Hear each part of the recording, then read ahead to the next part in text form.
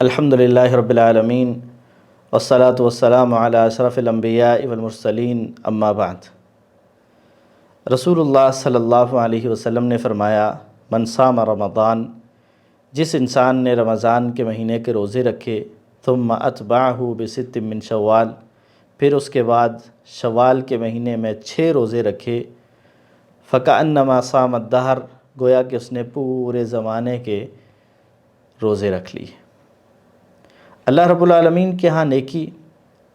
انسان ایک نیکی کرتا ہے کم از کم 10 گنا اس کو اجر و ثواب ملتا ہے۔ جو ایک مہینے کے روزے رکھتا ہے، 30 روزے رکھتا ہے، تو 300 دنوں کے برابر اجر و ثواب پاتا ہے، اور 360 دن سال میں ہوتے ہیں، تو ان 60 کے لیے جب انسان 6 دن شوال کے بھی روزے رکھتا ہے تو گویا کہ اس نے پورے سال کے روزے رکھ لیے، اور جب ہر سال ایسے کرے گا تو پوری زندگی اور پورے زمانے کے اس نے روزے رکھ لیے۔ ان روزوں کی فضیلت، ان کا مقام، ان کا مرتبہ کسی سے بھی پوشیدہ نہیں ہے کہ انسان سال بھر کے اگر روزے رکھنے کا اجر و ثواب حاصل کرنا چاہتا ہے تو وہ شوال کے مہینے کے 6 روزے رکھے۔ ان روزوں کے حوالے سے جو صحیح بات ہے وہ یہ ہے کہ یہ روزے شوال کے مہینے کے شروع میں بھی رکھے جا سکتے ہیں، درمیان میں بھی رکھے جا سکتے ہیں، آخر میں بھی رکھے جا سکتے ہیں، اکٹھے بھی رکھے جا سکتے ہیں اور الگ الگ بھی رکھے جا سکتے ہیں۔ کوئی ایسی پابندی نہیں ہے کہ ان سارے روزوں کو اکٹھا رکھا جائے، یا 2 کر کے رکھا جائے، یا 3 یا 1، جیسے بھی کسی کے لیے آسانی ہو وہ روزے رکھ سکتا ہے۔ باقی شوال کے مہینے کے شروع میں رکھے، درمیان میں یا آخر میں، اس میں بھی کوئی پابندی نہیں ہے، اجر و ثواب برابر ہے۔ رہا یہاں وہ مسئلہ کہ جس کی طرف عموماً توجہ نہیں دی جاتی، اور وہ مسئلہ یہ ہے کہ یہاں حدیث کے الفاظ کو اگر دیکھا جائے تو آپ نے فرمایا من صام رمضان ثم اتبعہ بست من شوال، کہ جس نے رمضان کے مہینے کے روزے رکھے اور اس کے بعد شوال کے 6 روزے رکھے۔ تو حدیث کے الفاظ سے یہی پتہ چلتا ہے کہ یہ فضیلت اس انسان کو حاصل ہوتی ہے جو رمضان کے مہینے کے پورے روزے رکھتا ہے اور اس کے بعد شوال کے مہینے کے 6 روزے بھی رکھتا ہے۔ ہاں، اگر کوئی آدمی بیمار تھا، اس کے روزے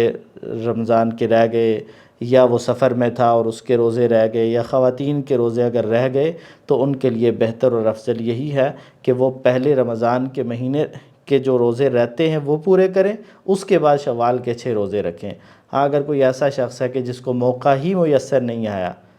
مثال کے طور پہ ایسی خواتین ہیں کہ جنہوں نے شوال کے مہینے کے روزے رکھنے کا ارادہ کیا لیکن رمضان کے مہینے کے روزے ان کے لیے مکمل کرنا ممکن ہی نہیں ہے کسی وجہ سے، تو ان کے لیے تو یہ بھی کہا جا سکتا ہے اللہ تعالیٰ کی رحمت کو دیکھتے ہوئے کہ انشاءاللہ اگر ان کے رمضان کے مہینے کے روزے پورے نہیں بھی تو انشاءاللہ شوال کے مہینے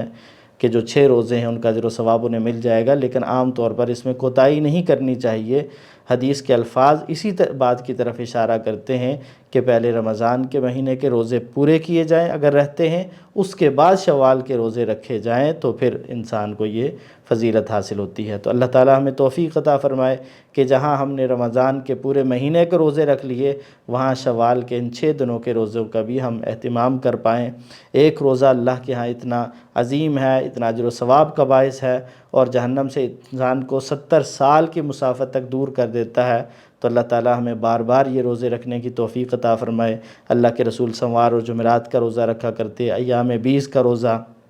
اسی طرح مختلف مواقع پہ جو نفلی روزے ہیں، اللہ تعالیٰ ان کا بھی ہمیں اہتمام کرنے کی توفیق عطا فرمائے۔ وآخر دعوانا ان الحمدللہ رب العالمین۔